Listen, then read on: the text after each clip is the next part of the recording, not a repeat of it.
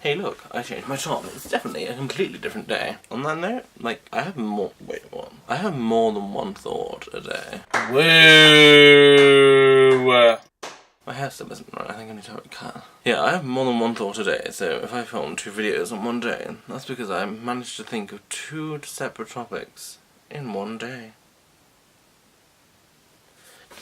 Anyway, what I wanted to talk about was how the idea of marriage seems to be kind of skewed in society as to what I feel it should be. In terms of, I feel like marriage should never be a promise to be together forever, because that's such, but I also feel like a lot of people, I feel, have the idea that they'll be with someone for the rest of their lives. And yes, that's a nice thing to hope for, and a nice thing to want, but people change, and it's not even that they change for the worse, it's just people change. So from like 10 years from now, a lot of people will be completely different to how they are now. I would say that I will probably be very similar to what I am now, because I've never really changed that much. People would say I have, but it's a lot to do with other people changing their views on me. I'm still the way that I always was. I'm still very similar to how I was before, but I've pretty much always kind of known who I am, really. Obviously different parts you change, but I feel like for some people they can be completely different like 10 years later, and that means that the person that you promised your life to 10 years beforehand is not going to be the same person 10 years later. 10 years is just an example. And that doesn't mean don't get married. You should celebrate your life together and feel like you have something, because you do have something, for however long it lasts for. But when it's starting to feel like this isn't working, and it's not when you first get the hint of like, oh, this isn't working.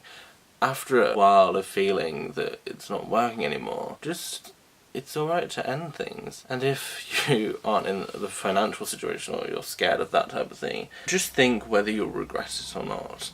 Because if you're going to regret it, then you obviously aren't over this relationship between the two of you, and you still feel like it could work, in a sense. But don't hate on people who get divorced. If someone's, say like, Ross on Friends was mocked for being divorced 3 times, yes, the situations were humorous, but also like, if someone had had 3 5-year relationships, but like got divorced from each of them, so they'd been divorced 5 times, but they'd been with someone for 5 years in each of those relationships, like, there's nothing wrong with them. They had something and they loved those people for that amount of time. It just means maybe remember that your time with this person will be limited, but if they're such an amazing person, feel privileged to know the people that you do for the time when your relationship was good, because things don't last forever. Nothing lasts forever. Death lasts forever. That would be the only thing I'd say.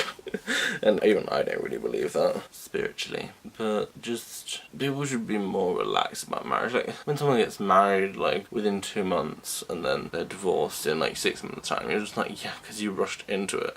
Just, if you're gonna get married, it should be like the reflection of, I feel like we're going to be together for a while. And even if you're not, at least at that time, you can celebrate what you had together. But that also doesn't mean, like, if times are bad in terms of, like, say, someone's parent dies and having a hard time getting through it, it doesn't mean to be like, well, they've been like this for a month, time to get divorced. Like, it's quite a difficult thing if your parents have been there. But, like, if a loved one dies, or if you get, like, cancer or something, I feel like that's such a shitty excuse for being like, oh, it's not working anymore, and, like, they're kind of like ruining my life in a way. That isn't really a good enough reason, because, you know, if they got cancer and they're gonna die, just wait until after they die. Like, don't be that person who's just like, oh well, it's wasting my time. But like, if you're gonna be like that with someone, you obviously never loved them properly in the first place, because you took them for granted for being the way that they were. And like, say if their parents die, you should be able to talk and be like, if it's been going on for too long, you understand how bad it is, but just like point out how it's actually changing them as a person, and that it might not be able to work. You wouldn't just be like, oh well, you've dealt with it for a while, and you're like, nah, it's over. Like,